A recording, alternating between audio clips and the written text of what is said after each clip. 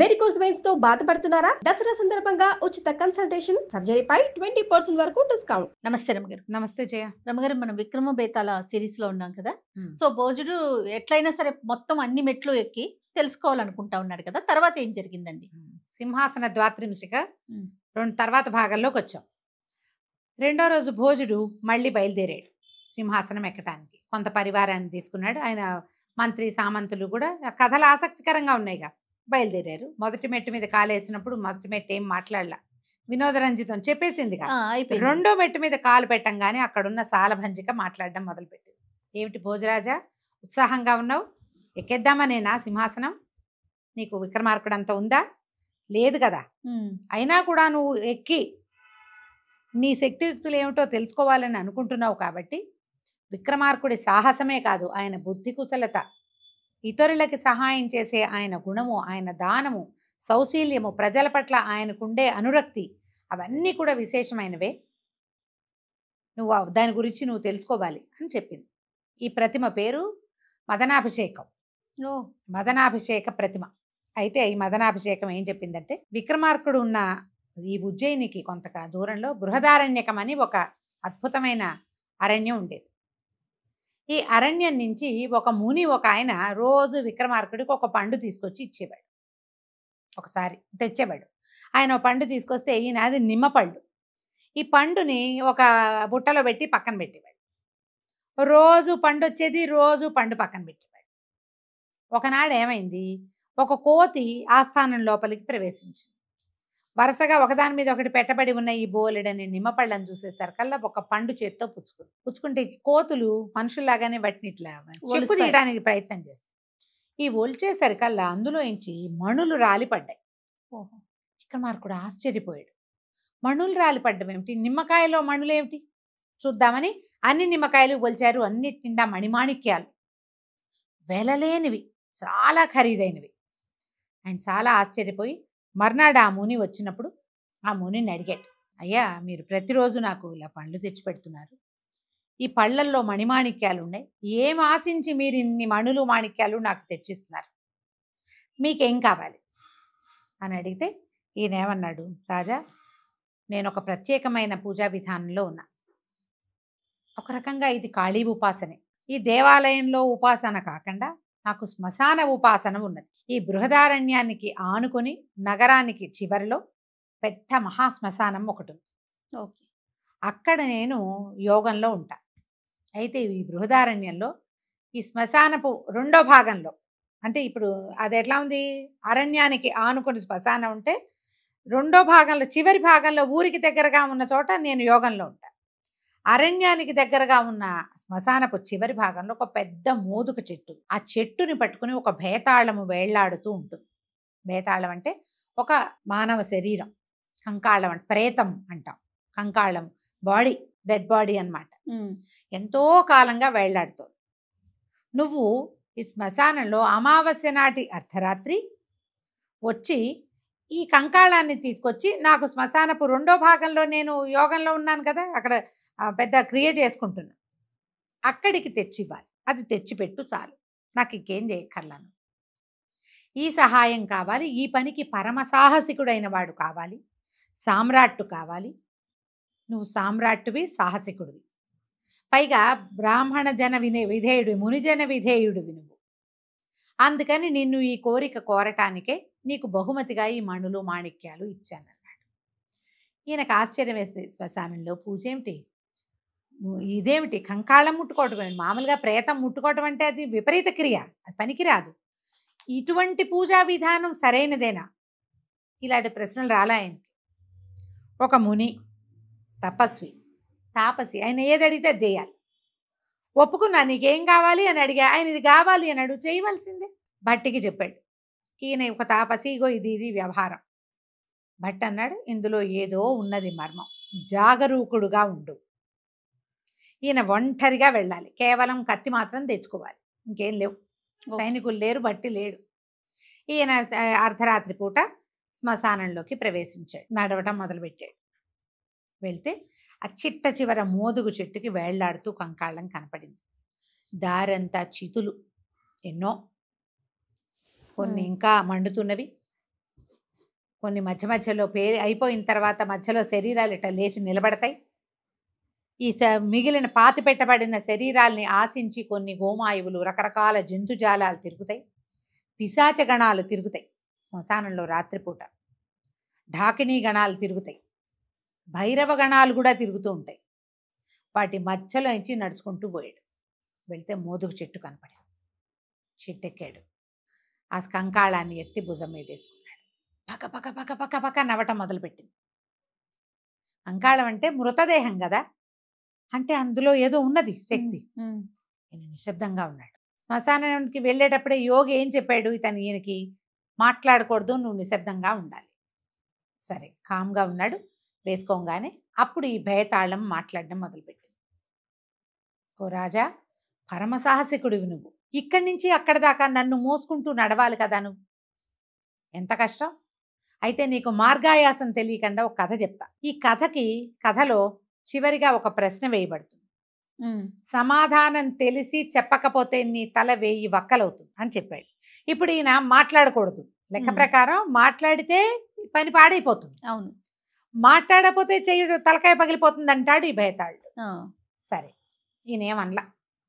నీకు మార్గాయాసం తెలియకుండా కథ చెప్తానని మొదలుపెట్టాడు. 24 కథలు చెప్పాడు. అబ్బా, ఓకే. ప్రతి కథ చెప్పటం, అందులో ఉన్న ధర్మ సూక్ష్మం ఏమిటి అని ప్రశ్నించటం. ప్రశ్నించంగానే ఈయనకు తెలుసు ఆన్సర్. ఈయన చెప్పేయటం. సమాధానం చెప్పంగానే నువ్వు మౌనభంగం చేసావుగా అని భేతాళుడు ఏగిరి మళ్ళీ చెట్టు అంటుకోవటం. ఈయన మళ్ళీ వెనక్కి నడవటం, మళ్ళా చెట్టు ఎక్కటం, మళ్ళా భుజాన్ని వేసుకోవటం, మళ్ళీ నడవటం. మళ్ళా భేతాళుడు నీకు మార్గాయాసంగా ఉంది, నేను కథ చెప్తాను, నువ్వు నన్ను మొయ్యలేవు, కథలు వింటుంటే కబుర్లు చెప్పుకుంటుంటే నడక బాగుంటుంది అని ఇంకో కథ చెప్తాడు. ఈ కథకి కూడా విక్రమార్కుడి దగ్గర సమాధానం ఉంది. ఇలాగా 23 కథలకి సమాధానాలు చెప్పేశాడు విక్రమార్కుడు.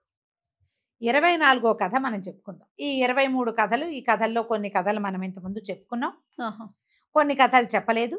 వీలు వెంబడి ఎప్పుడైనా చెప్పుకుందాం. ఈ మదనాభిషేక ప్రతిమ ఈ కథలన్నీ చెప్పింది భోజుడికి. జనమంతా వింటున్నారు. విక్రమార్కుడు ఎంత తెలివిగా సమాధానాలు చెప్పాడో కూడా తెలుసుకుంటున్నారు జనం.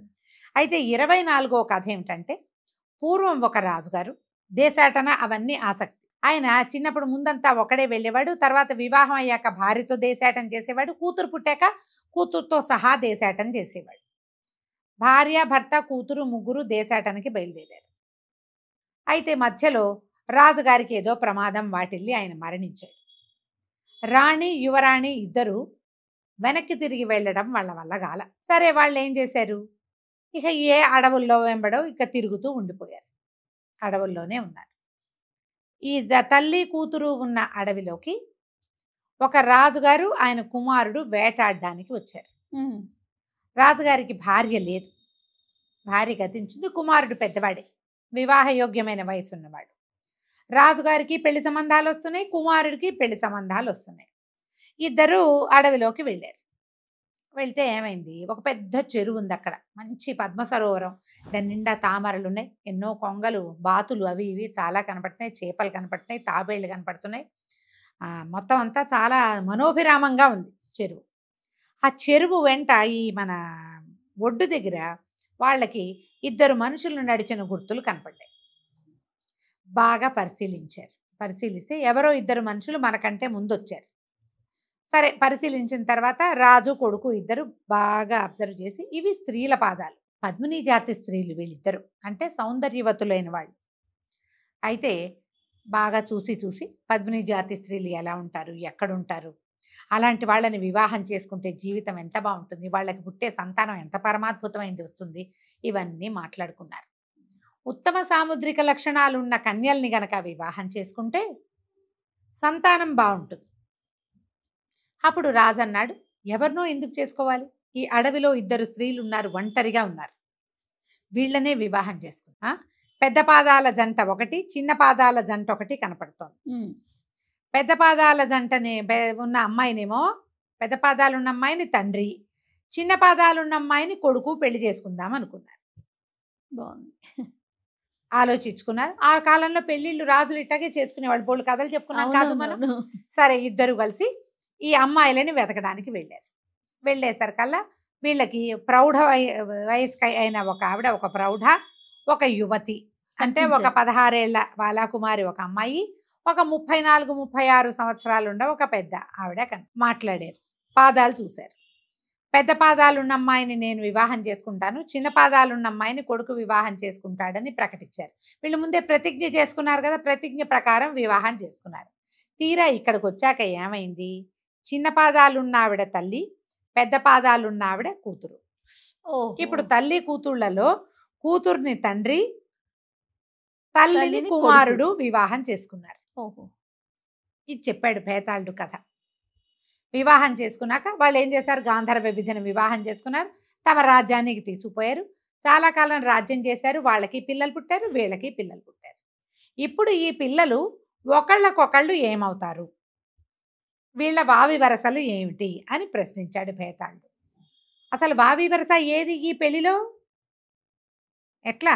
అసలు ఎక్కడి నుంచి? కుమార్తెకి పుట్టిన వాళ్ళేమో మనవలవ్వాలి తల్లికి, కానీ ఇక్కడ కుమారుడికి పిల్లలు ఇంకో రకం. తండ్రికి పుట్టిన వాళ్ళు తమ్ముళ్ళు అవ్వాలి అబ్బాయికి. ఆలోచిస్తే ఎంత గజిబిజిగా ఉంది. అవును, అవును. దీనికి సమాధానం ఏం చెప్తాం? రాజుగారు మాట్లాడల, కిమినాస్తి. విక్రమార్కుడు సమాధానం చెప్పల, ఉహు. సమాధానమే లేదు. నిశ్శబ్దంగా ఉండిపోయాడు. భేతాళుడిని భుజం మీద వేసుకుని నడుస్తున్నాడు. ఎప్పుడైతే రాజు నిశ్శబ్దంగా ఉన్నాడో, ఈయన భుజం మీద ఉన్న భేతాళుడు పెద్ద శబ్దంతో ఇట్లా లేచి నిలబడ్డట్టుగా అయ్యాడు. ఆ శవంలోంచి, ఆ డెడ్ బాడీలోంచి మహాద్భుత స్వరూపుడుగా కనపడుతున్నటువంటి ఒక బ్రాహ్మణ యువకుడు బయటకు వచ్చాడు. రాజు ఆశ్చర్యపోయాడు. ఎవరు నువ్వు, ఏమిటి ఈ వింత అని అడిగేసరికల్లా, ఈ భేతాళ స్వరూపంలో ఉన్నది నేనే ప్రభు. నేను ఒక పొరపాటు చేసి నాకు ఈ స్వరూపం వచ్చింది. ఉహు. నాకు పరమాద్భుతమైన శక్తియుక్తులు ఉన్నప్పటికీ నేను ఇలాగే ఉండవలసి వచ్చింది అని తన పూర్వగాథ చెప్పాడు. పూర్వం హిమాలయ పర్వత ప్రాంతంలో ఒక పరమాద్భుతమైన శివాలయం ఉండేది. గౌరీశంకరులు ఇద్దరూ ప్రతిష్ఠ చేయబడ్డారు అక్కడ. నేను నిత్యము వారిని అర్చించేటువంటి పురోహితుడిని, ఏమన్నాలి దాన్ని, పూజారిని. రోజు పూజా విధానం చేశాక, నివేదనలన్నీ అయిపోయాక, హారతిచ్చి బలి విడిచి నేను దేవాలయం తలుపు వేసుకుని బయటికి వెళ్ళిపోయేవాడిని. ఒకనాడు వెనక్కి వెళ్ళిన వాడిని వెనక్కి వచ్చా, మళ్ళీ దేవాలయానికి వెనక్కి వచ్చేసరికల్లా గౌరీశంకరులు ఇద్దరు స్వరూపంతో కూర్చుని సల్లాపాలు ఆడుకుంటున్నారు. ఉమామహేశ్వర్లని నేకెడైతో చూసేసాడు ఇతను. మాటలు వినపడుతున్నాయి, పరమేశ్వరుడి మాటలు, అమ్మవారి మాటలు. ఆ వెలుతురికి తట్టుకోలేక కళ్ళు మూసుకుని వెనుదిరక్కండా ఆ పక్కనే నిలబడి వాళ్ళ కబుర్లన్నీ విన్నాను నేను. వీళ్ళిద్దరు ఏం మాట్లాడుకుంటున్నారు? ఇద్దరు ముందు కులాసాగా ముచ్చట్లాడుకున్నారు. భార్యాభర్త మాట్లాడుకోగలిగే కులాసా కబుర్లు అయిన తర్వాత, ప్రభు, ఏడేడు లోకాలు చూసొస్తున్నారు కదా రోజు, ఏడేడు లోకాల్లో జరిగిన విషయాలు కొన్ని చెప్పండి అని అమ్మవారు గౌరీదేవి అడిగితే, పరమేశ్వరుడు 24 కథలు చెప్పాడు. నీవు విన్న 24 కథలు అవే. ఓహో. ఆ 24 కథలు విన్న తర్వాత, చెప్పిన తర్వాత వాళ్ళిద్దరూ మాయమైపోయారు. నేను ఇంటికి వచ్చేసాను. ఉద్రేకాన్ని అణుచుకోలేక, ఇది దేవరహస్యం అని తెలిసినా కూడా నా భార్యకి చెప్పారు, ఇవి ఎవ్వరికీ చెప్పద్దు, నేను ఇట్లా ఉమామహేశ్వరులు ఇద్దరు మాట్లాడుకోవటం విన్నానని, ఈ వింత గాథలు ప్రపంచంలో ఎక్కడా జరగని విడ్డూరాలని, అంటే మనకి తెలియదు, ఎక్కడెక్కడో జరిగినవి, ఏ లోకాల్లో జరిగినవో ఆ విడ్డూరాలన్నీ నేను నా భార్యకి చెప్తే, నా భార్య ఇతరులకి తెలియజేసింది. ఎప్పుడైతే ఆమె నోటి నుంచి ఈ మాటలు బయటికి వెళ్ళినాయో పరమేశ్వరుడు ప్రత్యక్షమయ్యాడు. దౌర్భాగ్యుడా, నీకు పూజ చేసే అవకాశం ఇచ్చాను, చాలా సంవత్సరాలు నన్ను పూజించావు కాబట్టి నువ్వు మా సల్లాపం విన్నా నేను నిన్ను ఉపేక్షించాను. ఇతరులకి, ప్రజలకి తెలియకూడని విషయాలని నువ్వు విన్నా నేను ఉపేక్షించింది ఎందుకు? ఇన్నేళ్ళు నన్ను సేవించావని నువ్వు నీ భార్యకి చెప్పావు, నీ భార్య ప్రపంచానికి తెలియజేసేసింది. ఇంత పని చేసావు, మా సల్లాపాన్ని బయటికి చెప్పావు కాబట్టి నువ్వు భేతాళాన్ని వైపోవు ఓహో. అని నన్ను శపించాడు పరమేశ్వరుడు. పరిపరి విధాలుగా ప్రార్థించి పాదాలు పట్టుకున్నాను. మళ్ళీ నీ సేవాభాగ్యాన్ని నాకు అందించమని పరమేశ్వరుని వేడుకున్నాను. అయితే ఆయన ఏం చెప్పాడంటే, బృహదారణ్యకంలో మోదుగ చెట్టు ఉంది, 30 సంవత్సరాలు అక్కడ నువ్వు వేళ్లాడు. 30 సంవత్సరాలు అంటే అది 30 జన్మల పాటు అదే. ఇక్కడ వేళ్లాడుతూ ఉండాలి నువ్వు. అయితే ఒక రాజు ఈ 24 కథలు విని దీనికి సమాధానం చెప్పగలుగుతాడు. 24వ కథకి సమాధానం లేదు. ఎప్పుడైతే ఆ సమాధానం రాని కథని ఆ రాజుకి నువ్వు వినిపిస్తావో అప్పుడు నీ శాప విమోచనం అవుతుంది. కానీ నువ్వు వెంటనే నీకు మోక్షం రాదు. అతడు 2000 సంవత్సరాలు భూమండలాన్ని పరిపాలిస్తాడు ఆ రాజు. అతనిని సేవించు. ఆ సేవించిన తర్వాతే అతనితో పాటే నీకు మోక్షం వస్తుందన్నాడు. అందుకని నేను ఇక్కడ భేతాళంగా ఉండిపోయాను. ఈవేళ నీ వల్ల నాకు శాప విమోచనమైంది. నేను నీకు పూర్తిగా అనుంగు భృత్యుణ్ణి. నువ్వు ఎప్పుడు పిలిస్తే అప్పుడు పలుకుతా, ఎక్కడికి రమ్మంటే అక్కడికి వస్తా, నువ్వు ఏం చేయమంటే అది చేస్తా. నా వల్ల కానిది లేదు. ఎలాంటి దుష్కరమైన క్రియ అయినా నా వల్ల అవుతుంది.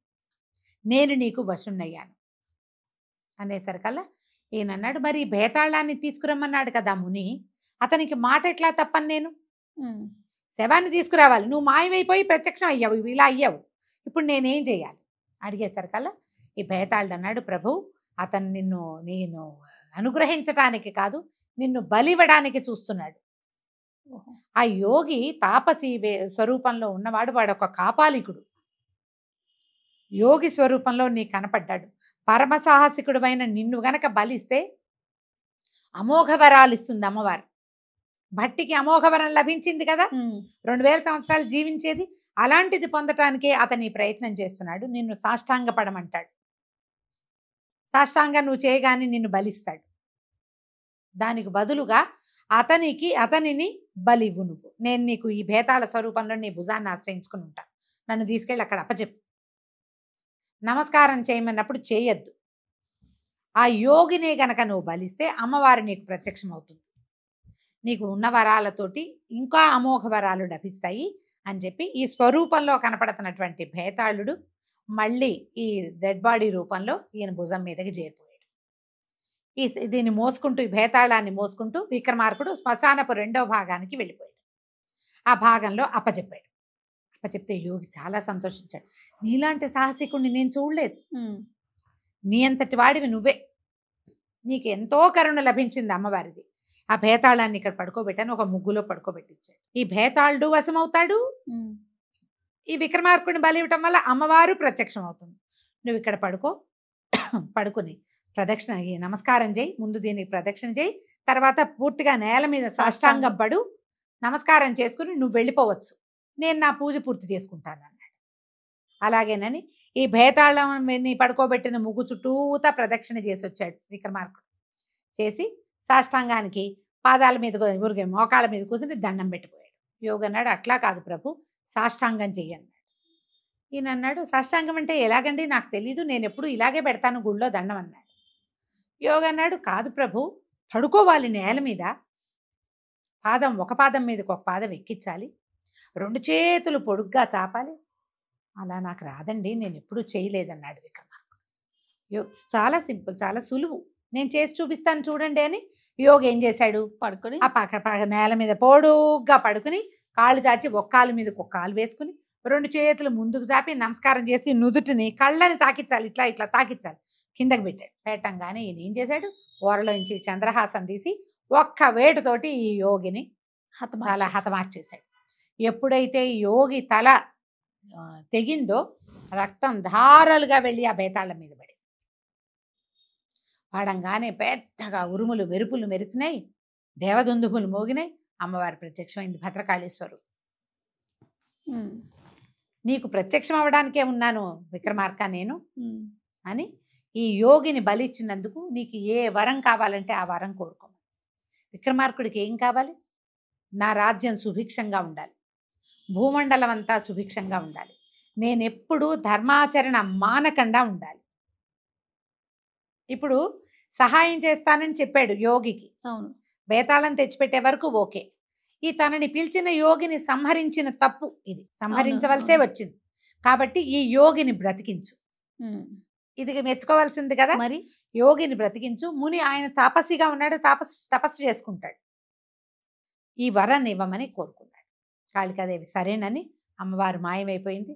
భేతాళుడు ఆ స్వరూపం ఏం కనబడుతుందో అది మాయమైపోయింది. అతను వరం రూపంలో ఆ విక్రమార్కుడికి చేరిపోయాడు. ఈ ముని మళ్ళీ జీవించాడు. జీవించి జరిగింది ఆయనకు అర్థమైంది. అప్పుడు ఆయన, నన్ను క్షమించు, భేతాళుడిని వశం చేసుకోవడానికి నిన్ను బలిచ్చి అమ్మవారి వరం పొందటానికి నేను ఇంత ప్రయత్నం చేశాను. నువ్వు నన్ను సంహరించి అమ్మవారి వరాలు నువ్వే పొందావు. భేతాళుడు నీ వశమయ్యాడు. ఇంకా నాకు అది లభించదు. నేను హిమాలయాలకు వెళ్ళి తపస్సు చేసుకుంటానని ముని వెళ్ళిపోయాడు. ఈ వరాలతోటి భేతాళ శక్తితోటి, వశమైన భేతాళ శక్తితోటి విక్రమార్కుడు మళ్ళీ తన రాజ్యానికి వెళ్ళిపోయాడు. ఈ కథను చెప్పింది మదనాభిషేకం. చెప్పి విక్రమార్కుడు చూడు, ఒక సాహసే కాదు తనని చంపడానికి పూనుకున్న వాడిని కూడా బతికించేలాంటి ఔదార్యం కలిగిన వాడు. ఇలాంటి విపరీతమైన ఆలోచన నీకున్నదా? ఉంటే తర్వాత మెట్టు మీద ఎక్కువ, లేకపోతే దిగి వెళ్ళిపో అని చెప్పింది. భోజరాజు ఈ మదనాభిషేక ప్రతిమకి ఒక నమస్కారం చేసి వెనక్కి దిగి వెళ్ళిపోయాడు. కానీ రాత్రి మళ్ళీ ఆయనకి మూడో ప్రతిమ ఏం చెప్తుందో, విక్రమార్కుడికి ఇంకేమైనా విశేష గుణాలు ఉన్నాయేమో, ఆయన ఔదార్యం ఇంకా ఉందేమో, ఇంకేముందో ఆయన చేసిన సాహసం తెలుసుకోవాలనిపించింది. తెలుసుకుందామని అనిపించిన తర్వాత నిద్రపోయిన భోజరాజు మర్నాడు ఉదయం ఏం చేశాడో మనం వచ్చే భాగంలో తెలుసుకుందాం. అద్భుతంగా ఉండే రమ్మగారు. విక్రమ బేతాళ కథలే అసలు అత్యద్భుతం. ఇవి ఇంకా బాగున్నాయండి. నమస్తే.